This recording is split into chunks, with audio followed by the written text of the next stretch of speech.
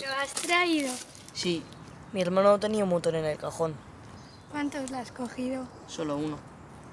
¿Se dará cuenta? No creo.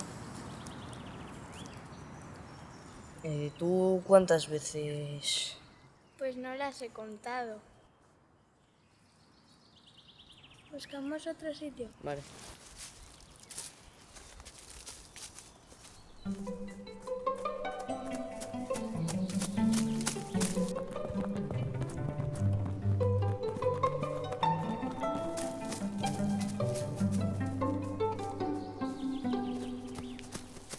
Está mojado. Espera.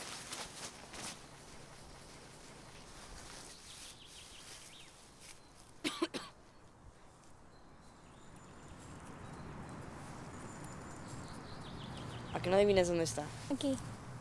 No. Toma, enciéndelo tú.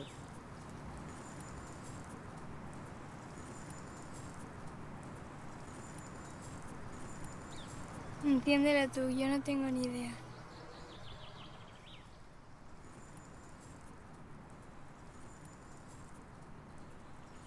Es que yo tampoco tengo ni idea. ¿Y si pillamos mejor unas chuches? Vale.